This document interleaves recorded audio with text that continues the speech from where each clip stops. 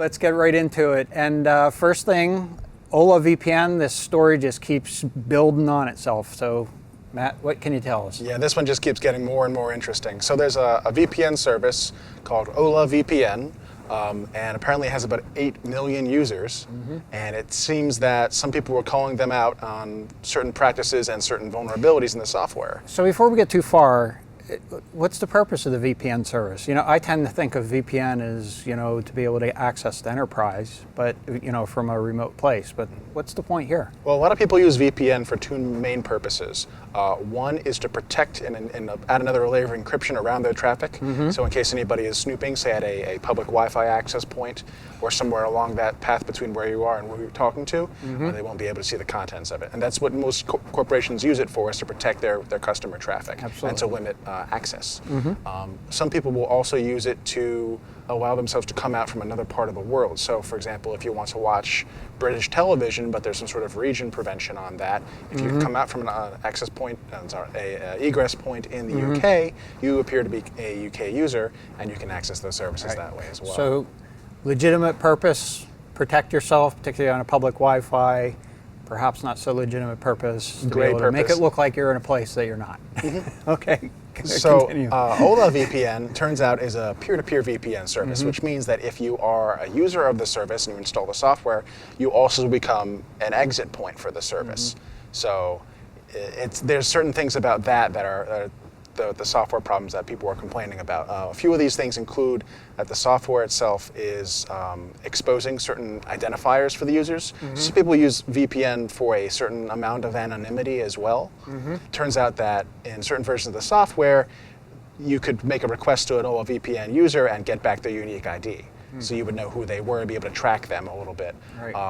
The software itself also contains several vulnerabilities, being able to access arbitrary files on the hard drive remotely, being able to run code on the machine remotely, and privilege escalation. But these are vulnerabilities that were perhaps not intentional. Perhaps not intentional. Okay. There are also some qualms that people have with the way that the VPN service was described in their terms of service, as to whether it was really a VPN, a peer-to-peer service where everything's being shared or not, whether or not it was clear that there's a paid tier that was actually still using everybody else's connections, so that you know, people were paying to use your bandwidth effectively. So there are problems with that. Recently, it looks like there's been a back and forth. Some of the claims are being disputed, some of them are not. I just announced a bug bounty program. They're going to try and get some of this cleaned up.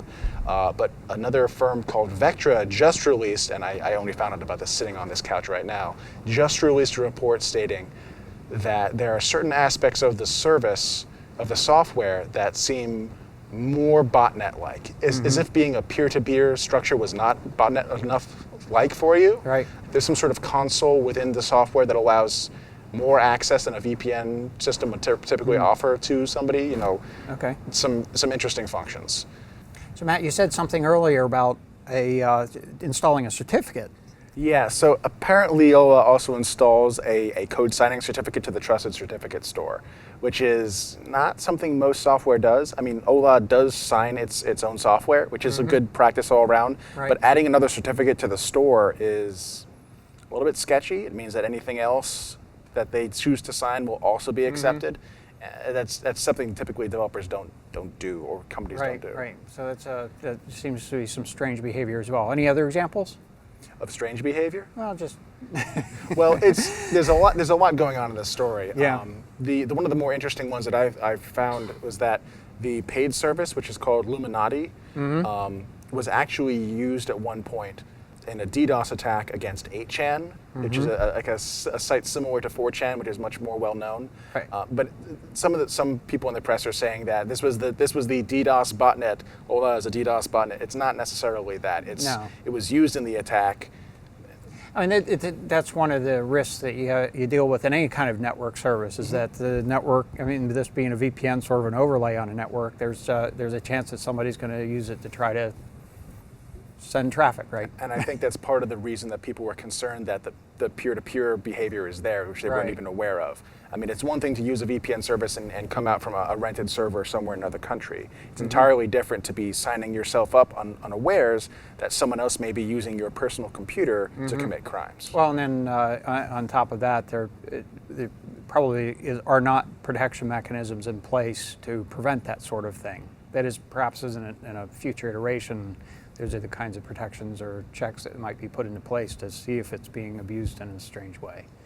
I suppose so. I mean, that's part of what threat analytics is about, is identifying strange behaviors of activity. So very interesting. It's going to be interesting to see how this sort of plays out as things go forward, if they can restore their reputation as a legitimate piece of freeware. I mean, this is a free app. We've had a number of discussions before about, if it's free, You're the product? there is no free lunch, right? Mm-hmm. Ultimately, there needs to be some motivation on their part that's a business model, and I think they're trying to clear that up a little bit and hopefully focus it in. So we'll see how this plays out.